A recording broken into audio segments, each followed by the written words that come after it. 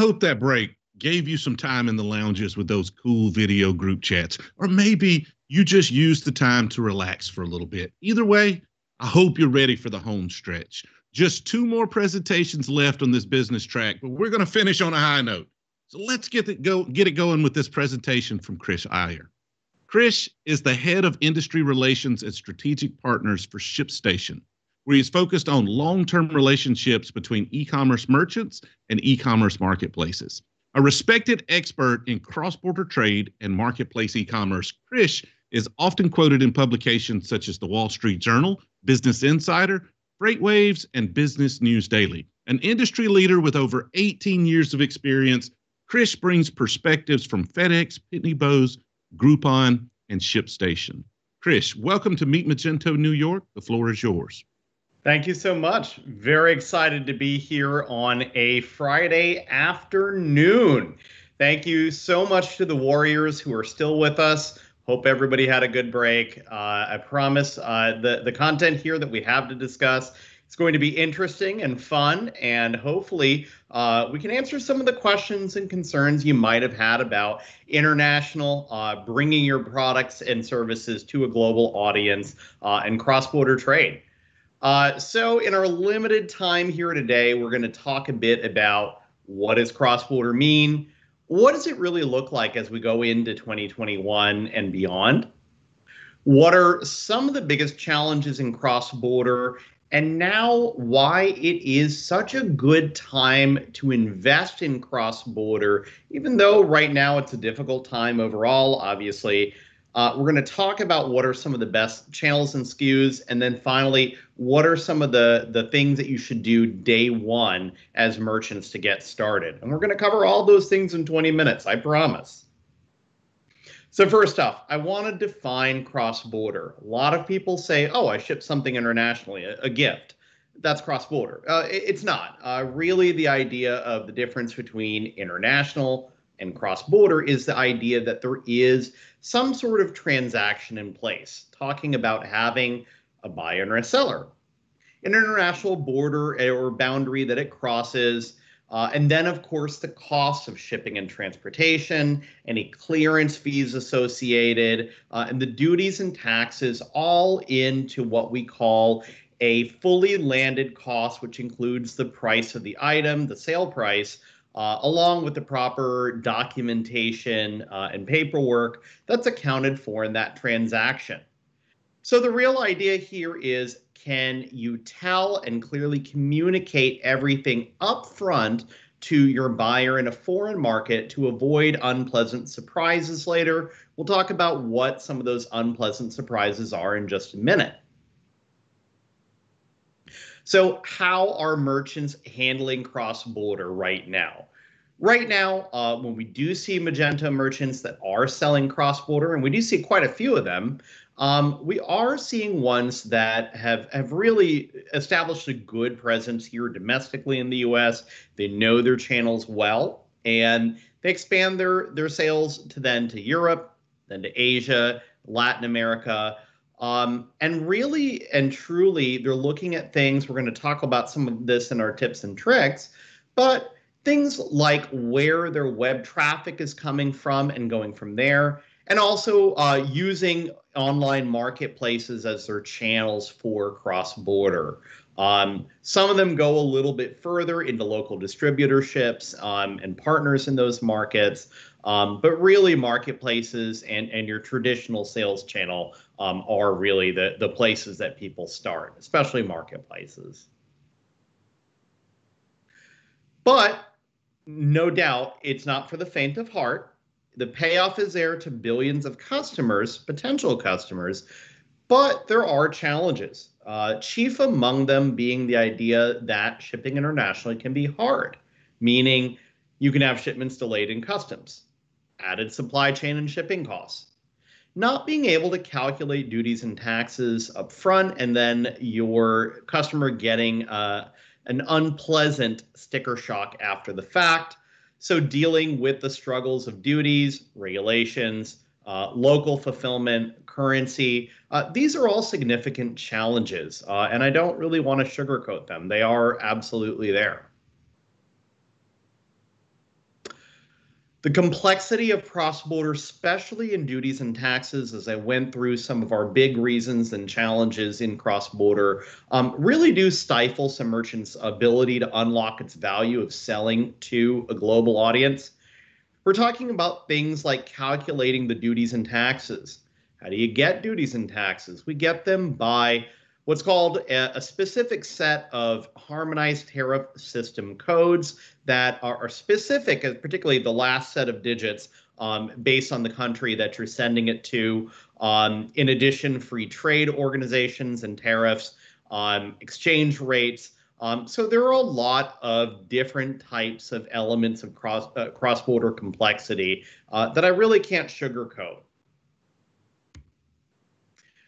So why on earth during a pandemic, when volumes are exploding domestically here in the US and we can't keep track of inventory, why on earth would I suggest taking a look at now being the time to invest in cross-border?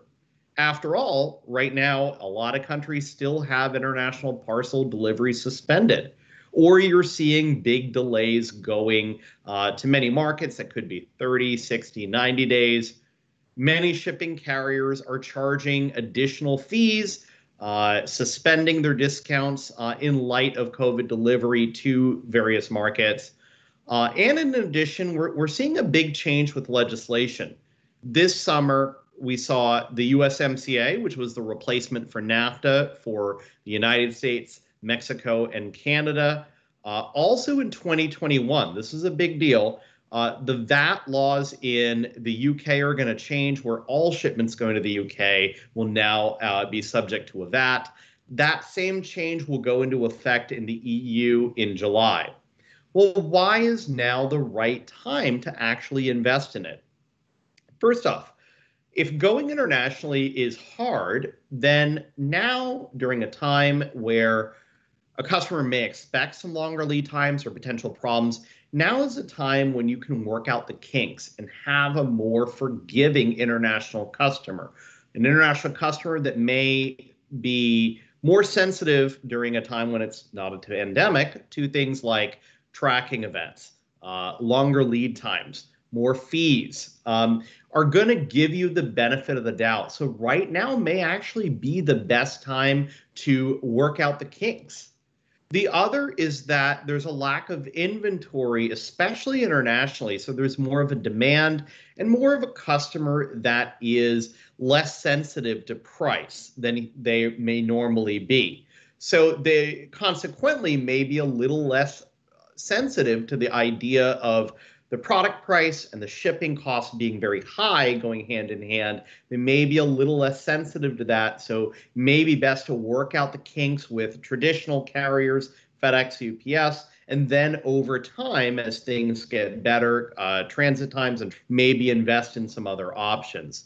But the final reason is that the new legislation between the US, Mexico, and Canada, the USMCA, does enable trade to those markets to be a little more liberal and to have what are higher de minimis rates. De minimis meaning the minimum rate or the maximum rate, excuse me, that you can import items without typically duties and taxes. In addition, getting a leg up on your competition, especially on issues like the UK VAT and the EU VAT.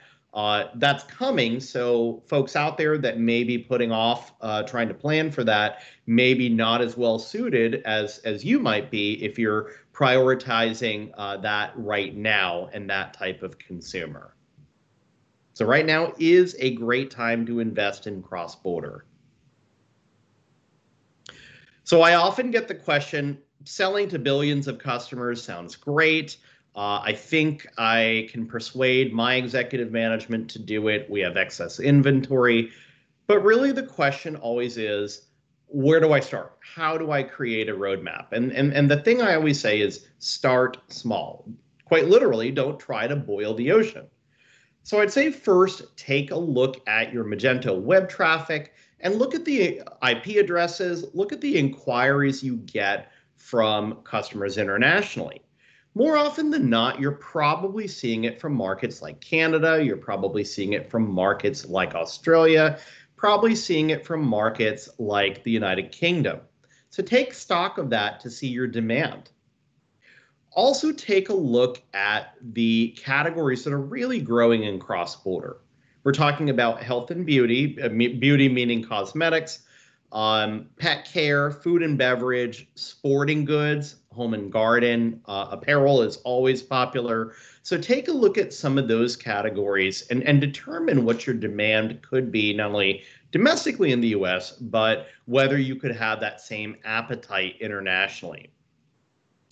I'd also say determine your fully landed cost. We're going to talk in a minute about some of the tools that are in place that you can take a look at to determine that fully landed cost, that cost inclusive of the duties and taxes, the shipping, any clearance fees that you want to charge all up front from your buyers so they don't get a nasty sticker shock after the fact. Can you determine what all of those costs are? Some countries have higher rates for duties on certain items than others. Some markets, for example, try to protect their apparel industry, so there may be a higher duty on that. So can you determine the fully landed costs of your items before you get started to say, is this something I want to do? Or is the price of those duties and taxes and clearance fees, is it okay to really then surface my product? And is it a reasonable price then? And then finally, can you find the right partners? We're going to talk about what the right partners really means for you in just a minute, but really, nobody should be thinking that they should go this alone or just on their own. Really, it's about finding some good, high quality partners. A lot of them out there. A lot of friends that I have in the industry here that are happy to work with you and happy to have your business as Magento merchants. So I would say one of the biggest things you can do right now to help decrease the risk of just going at it alone is the idea of, can you contact your current selling channels? Folks like Amazon, eBay, Etsy, you all have cross-border programs. And if you contact them, they can put you in touch with those teams.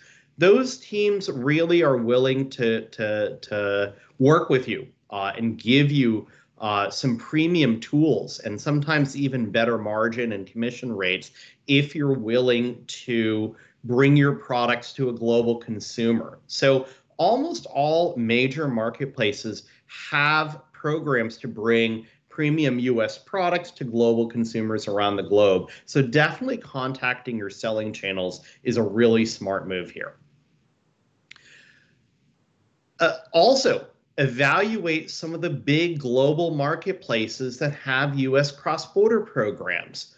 So out of the top 25 marketplaces around the globe, we may not be as used to every day in the US and Canada to Mercado Libre or Coupang or JD.com, but these are some of the largest marketplaces in the world that are bigger, twice, 3, 4 times the size of some of the marketplaces that we traditionally think of and go to every day. If you contact me after the fact, I've listed a few logos here with their permission of some of the big global marketplaces that would love to have your business to sell into those markets, to market to tens of millions, if not billions of new customers. And I have, these slides will be available after the fact, a hyperlink of what those marketplaces are. And many of them that I haven't even listed do in fact have cross-border programs to recruit US sellers. But just a few of them that I mentioned: Rakuten in Japan, JD.com in China, Coupang in South Korea, and Mercado Libre, which is the largest marketplace in Latin America. So where do you start? As I mentioned before, you don't have to go it alone. Many of these folks are folks that are in the Magento App Store, and all of them are ones that, even if they're not in the App Store, work with Magento merchants. Global Post is an international transportation method offered by our company, ShipStation, and also ShipEngine is our API. And many of these other folks that I have up on the screen are good friends of mine that are in your app store, and more than happy, no matter what your volume is, to take you from order number 1 to order number million to a global audience. Encourage you to take a look at some of these names and get to know them. So when we come up with a cross-border strategy, what am I talking about here? We want to start small, like I said. We want to ideally look at marketplaces, look at places where we can pay a fully landed cost of the duties and taxes. And then we start getting into localizing our website, making our website more conducive to a global consumer, international payments, finding partners in respective markets for warehousing, customer support, things like that. So it really is a crawl, walk, run process here, and I encourage you to start small. Start with the marketplaces and channels and products that you know and work from there. So putting it all together, what's our WIFM? WIFM meaning what's in it for me, for you, the merchant. First, I'd say cross-border is complex. Again, I don't want to sugarcoat that, but the payoff is that you have billions of potential customers, and now is the right time to do that. Popular categories, if you're in apparel, small electronics, home and garden, beauty and pet care, they're great categories for you to grow to a global consumer.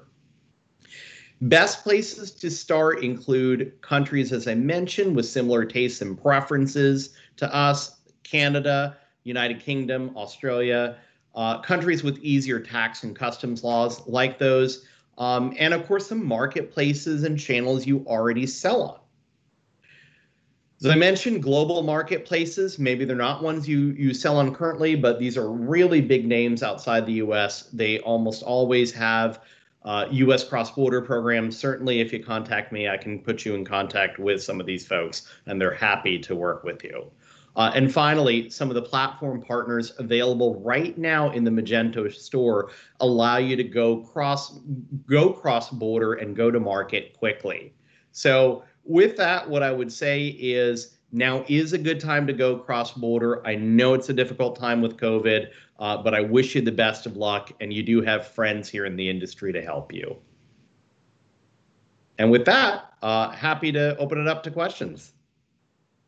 Yeah, let us know in the chat if you have any questions, and we'll get to those in just a second, but I'm going to prime it with my own here. You mentioned that this is the perfect time because of relaxed customer expectations.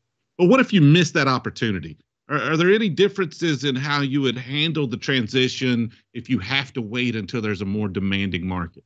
Sure, and I'm sensitive to that. I don't think that it's the end of the world. Well, quite literally, if you do wait, if you want to just get through the holiday season.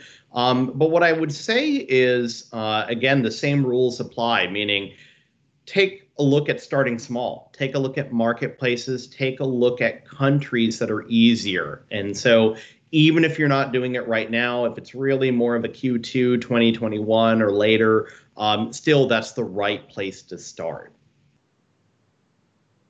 All right. I don't see any questions in the chat, so I want to thank you, Krish, for that presentation. And for those watching, I know it's getting late in the day, but it's COVID season, so you probably don't have anything else to do anyway. So click back to the lobby and meet me over on this last business track presentation. And I better see your name in the attendees list. I'm going to be disappointed, but I'll see you over there shortly.